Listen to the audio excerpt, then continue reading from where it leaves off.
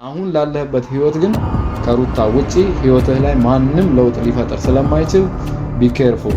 ያንን የህይወት ታሪክ ሳትጨርስ ያንን የህይወት ታሪክ የሆነ ዳር ሳታደርስ አዲስ ህይወት ለመጀመር ወደ ድሮ ወደ ነበረው ፍቅሯ ተመልሶ ፍቅር ለማደስ ማሰብ እሷ ራሱ ሌላ አንድ እንቆቅልሽ ነው። ሰላም ጤና ይስጥልን ጋይሶች፣ እንዴት ናችሁ? ሰላም ለእናንተ ይሁን በያላችሁበት። እኔን ያው ብዙ አታቁኝም፣ ያው ከዚህ በኋላ በደንብ ታቁኛላችሁ። ምክንያቱም ይሄ ጉዳይ እንደ በጣም ወደ መጥፎ ሁኔታዎች እየሄደ ስለሆነ ያው ከልጆቹንም በጣም በቅርብ ስለማውቃቸው ዛሬ የመጣሁላችሁ በነ አብርሃም ጉዳይ ነው። ያ በአብርሃም በፍቅር እና በሄርሚ እነዚህ በሶስቱ ልጆች ከአብርሃም ጋር ባላቸው ጉዳይ ነው። ምክንያቱም ከመነሻው ይሄንን ነገር በደንብ አድርጌ ያውቅ ነበረ። ያ ማለት ከመነሻው ስላችሁ በጣም ከበፊት ከድሮ ከፍቅር ጋር ያኔ አብረው ከነበሩበት ሰዓት ጀምሮ ስለዚህ ነገር በደንብ አውቃለሁኝ። ወይም ደግሞ አብረው እንዴት እንደሆኑ እኔን የምታውቁኝ ሰዎች ያው በደንብ ልታውቁኝ ትችላላችሁ። ምክንያቱም በስራዬም ምን አይነት ነገር እንደነበረ በነበርኩበት አካባቢ ላይ ከአብርሽ ጋርም በጣም በብዙ ተገናኝተን የምንማከር ብዙ ነገሮችን የምናወራ ልጅ ነበርኩኝ በሰዓቱ። አሁን እንዳጋጣሚ ሆኖ እኔ ያው ከሀገር ውጭ ነው ያለሁትኝ። ሀገር ቤት በነበርኩበት ሰዓት ከነ አብርሽ ጋር በጣም ቅርበት ነበረኝ። ከነ ማለት በቃ አሁን ብዙ ከመጥራት ከአብርሽ ጋር በተለይ በጣም ቅርበት ነበረን እነዚህ ነገሮች ሀፕን ከማድረጋቸው በፊት እና ያው ከፍቅር ጋር በጣም ኃይለኛ ፍቅር ውስጥ ነበሩ። በጣም ኃይለኛ፣ ምክንያቱም በጣም ብዙ ሰዎች በሁለቱ ግንኙነት በቃ ሀገር ራሱ ከተማው ጉድ የሚልባቸው በጣም የሚዋደዱ ፍቅረኛሞች ነበሩ። ከዛ በኋላ ግን ያው ብዙ ነገር እናውቃለን። ከአብርሃም ጋር ብዙ ደረጃ ሄደዋል። በጣም ብዙ ስቴፕ ሄደዋል።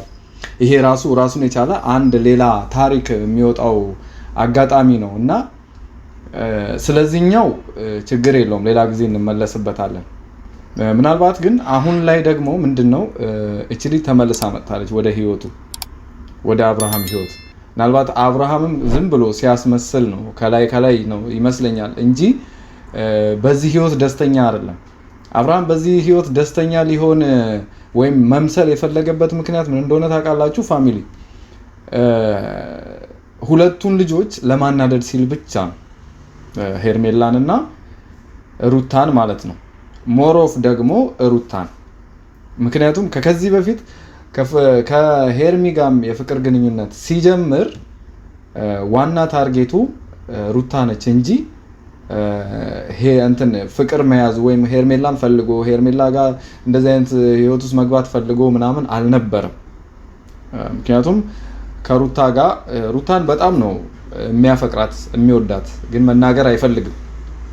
ምክንያቱም እናውቃለን የወንድ ልጅ ባህሪ አይደለ፣ በቃ ያለሷ መኖር አልችልም፣ ያለሷ እኔ ባዶ ነኝ ምናምን ብለን እርግጠኛ ሆነን መናገር አንወድም እኛ በባህሪያችን ወንዶች ስንባል እና ያ ነገር ነው እሱንም የያዘው ብዬ ነው ማስበው እንጂ ከሩታ ጋር በጣም ይፋቀራሉ፣ በጣም ይዋደዳሉ። እኔ በቅርበታቸው ስላለሁኝና ቅርባቸውም ሆኜ ነገሮችን በደንብ ስለማቅ ነው በጣም ይዋደዳሉ። ምናልባት ግን የነሱ አንድ መሆን ብዙዎቻችን ይናፍቀን ይሆናል። መች ነው ከሷ ጋር? ምክንያቱም ትክክለኛ ህይወት የሱ ትክክለኛ ህይወት የሚሆነው ከሩታ ጋር ሲኖር ብቻ ነው።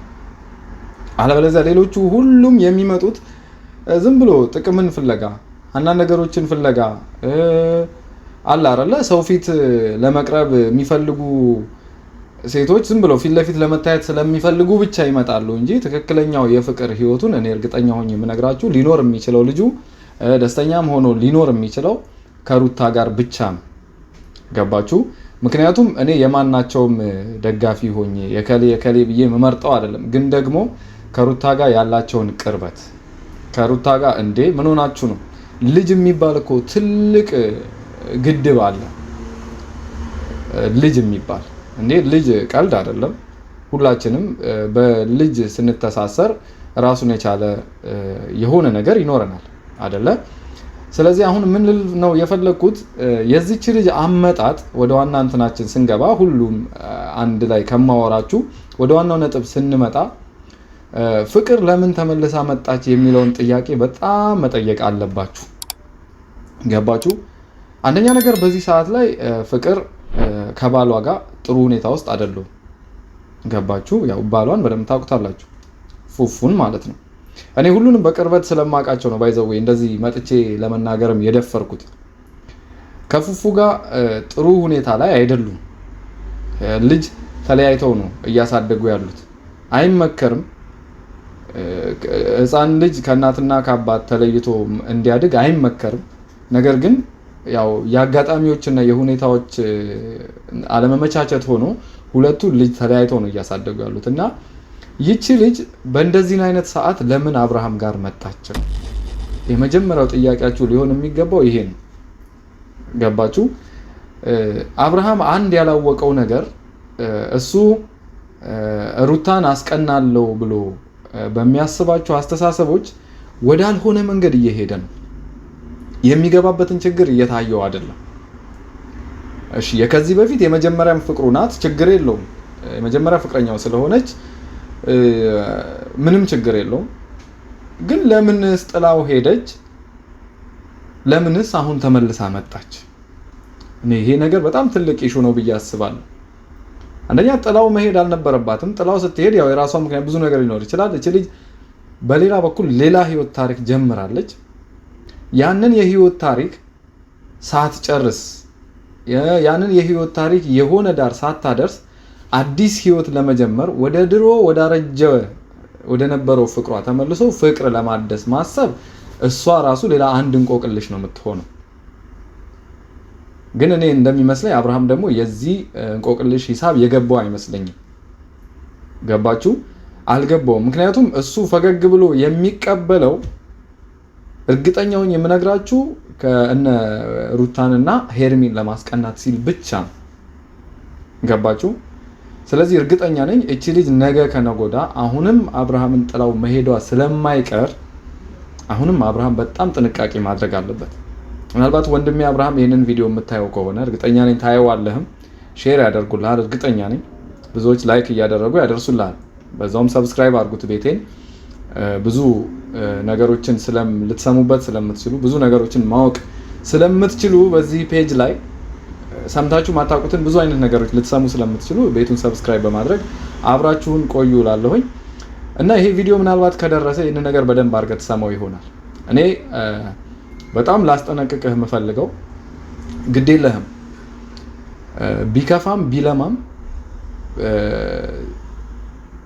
ልጅ የሚያክል ነገር የተገነባበቱ ህይወት ላንተ ትክክለኛ ነው ብዬ አስባለሁ። ሩታ ደግሞ የሴትነት ጥግ ናት።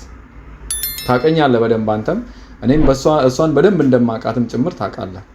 እና ሩታ የሴት ጥግ ናት። ምን ማድረግ እንዳለባት የምታውቅ በጣም በአእምሮ የበሰለች ልጅ ናት። በዛ ላይ የልጅህ እናት ናት። እና ከሷ ጋር ያለህን ነገር አጠንክረህ ብትይዝ ሞር ላንተ ቆንጆ ነው ብዬ እመክርሃለሁ እንደ ወንድም። ገባ? ቢያንስ የሆነ ቀን አብረን ቁጭ ብለን ቁርስ፣ ምሳ የሆነ ነገር ተገባብዘን ቡና አብረን ጠጥተናል። ገባ? እኔ እንደ ወንድም ከዚህ በፊት ምናልባት ሚዲያ ላይ በደንብ አታውቁኝ ይሆናል። በራሴ ዓለም ውስጥ የሆንኩ ሰው ስለነበርኩኝ ስለዚህ ነገር ብዙም አውርቼ አላውቅም። ምክንያቱም ይሄ ነገር ላይ እንደውም ከበፊት ጀምሬ እርግጠኛ ነኝ እኔ እዚህ ነገር ላይ ብኖር ኖሮ ይሄ ህይወት በዚህ ልክ አይቀጥልም ነበር ብዬ አስባለሁ። ተረዳችሁኝ? ስለዚህ ነገር በሰዓቱ ሳላወራ ያለፍኩት ብዙ ነገሮችን አቅ ነበረ፣ ግን ደግሞ ለመናገር ሰዓቱ አልነበረም። ምክንያቱም በጣም ቢዚ ነበርኩኝ ታውቃለህ፣ ወይም ደግሞ አብዛኞቻችሁ የኔን ስራ የምታውቁ ከሆነ በጣም ቢዚ ነበርኩኝ በስራዬ እና ዛሬ ላይ ግን በጣም ወደ ተወሳሰበ ህይወት እየሄደ ስለሆነ ይሄ ነገር መቋጫ ማግኘት አለበት ብዬ ነው ማስበው። ወንድሜ አብርሃም የኔ ትልቁ ምርጫ እንድትቀበል የምፈልገው ሩታ የሴትነት ጥግ ናት። ላንተም ቢሆን ለልጅህም የምታስፈልግህ ሩታና ሩታ ብቻ ናት። ይህንን ጠንቅቀህ እንድታቅና ነገሩን በጣም አጢነህ እንድታየው በጣም እንድታስብበት እፈልጋለሁ። አዲስ መጣው ብላ እቺ ብድ የምትል ደግሞ ሌላኛዋ እብድ ሌላ ጤነኛ ህይወት አትሰጥህም። ከገባህበት ምናልባት ትላንትና በጣም ተበሳይተህ በጣም ተጨናንቀህ በጣም ብዙ ነገር ስታሳልፍ ቆይተህ ሊሆን ይችላል። ግዴለህም፣ እቺም የተሻለ ነገር አትሰጥህም። ገባ? ከማናደድ ከማበሳጨት ሰዎችን እንትን ከማድረግ ለሌሎች ሰዎች ለምሳሌ ነሩታና ሄርሚን አበሳጫለሁ አናዳለሁ የሆነ በቃ እንደዛ ብለህ የምታደርገውን ነገር እርምጃህን አቁም። ከሩታ የሚበልጥ ሴት አታገኝም ልልህ ወዳለሁኝ። ዳት ሴት እዚህ ነገር ላይ በጣም ፎከስ አድርገህ እንድታስብበት ፈልጋለሁ። ቪዲዮውን አድርሱለት። እኔ ስርስ ያለ ነገር ስሬስ የሆነ ነገር ነው ለሱ ማስተላለፍ የፈለኩት። በደንብ አድርጋችሁ አድርሱለት፣ ያየዋል ብዬ አስባለሁ። ፋሚሊዎች አብራችሁኝ ሁኑ። ቤቱን ሰብስክራይብ በማድረግ ላይክ በማድረግ ሼር በማድረግ ደግሞ ከዚህም በላይ ለሌሎች ሰዎች እንዲደርሱ አድርጉልኝ። ምክንያቱም በጣም ብዙ መስማት የምትፈልጓቸው ነገሮች እኔ ጋር አሉ። አይ የሚል ከሆነ ደግሞ አይ እኔ ከሩታ ጋር አልቀጥልም የሚል ከሆነ ነገር ሊያበላሽ ይችላል። ምክንያቱም ብዙን አይነት ነገሮች አሉ ግዴታ ከሷ ጋር እንድትቀጥል የሚያደርግ እና ይሄንን ነው። ቤተሰቦቼ ይሄ ሁሉ ሰዓት አብራችሁኝ ስለነበራችሁ ስላዳመጣችሁኝም በነገሮች ሀሳብ አስተያየት ካላችሁ ጥሩም መጥፎም የሚደገፍም የማይደገፍም ሀሳብ ካለ ከታች ኮመንት ስር ላይ መጻፍ ትችላላችሁ። አንብቤ ለእናንተ ምላሽ የምሰጥ ይሆናል። ማድረግ ያለብኝን ነገር ሁሉን አውቃለሁኝ፣ ግን ደግሞ እስከዛ ድረስ ላስጠነቅቀው የምፈልገው መጀመሪያ መስተካከል ስላለበት እዚህ ነገር ላይ ፎከስ እንዲያደርግ ነው እና ይሄንን ነገር ከሩታ ጋር በስነ ስርዓት ከካሜራ ጀርባ ሆናችሁ ቁጭ ብላችሁ እንድታወሩበት ለሰው ከመድረሱ በፊት ሰዎች ጋር ከመድረሱ በፊት እርቃችሁ ለሰው ከመድረሱ በፊት ከካሜራ ጀርባ ሆናችሁ ነገሮችን በደንብ አስባችሁ እንድትወስኑ ብዬ ማስጠንቀቅ ነው። እያስተማርኩ ላስጠነቅቅህ እወዳለሁ። ምክንያቱም ከሩታ ውጪ ሴት አይመጣም። ላንተ ነው ባይዘው ሴት ብዙ አይነት ሴት ሊኖር ይችላል። አይታቸዋል። 1 2 3 4 ብለህ መቁጠር ትችላለህ። ብዙ አይነት ሴት ሊመጣ ይችላል። አሁን ላለህበት ህይወት ግን ከሩታ ውጪ ህይወትህ ላይ ማንም ለውጥ ሊፈጥር ስለማይችል ቢ ኬርፉል በቃ እኔ ተጠንቀቅ ነው ማለት እንፈልግ። ከሷ ውጪ ማንም ቢመጣ ለጥቅሙ እንጂ ለምንም አይነት ሁኔታ ለምንም አይነት ጥቅም አይደለም። አንተን ሊጠቅምህ የሚመጣ ማንም የለም። አመሰግናለሁ። ስሜታዊ ስለሆንኩ ይቅርታ አድርጉልኝ። ሰብስክራይብ እያደረጋችሁ አብራችሁኝ ሁኑ ቤተሰቦች። አመሰግናለሁ። ሰላም ሁኑልኝ።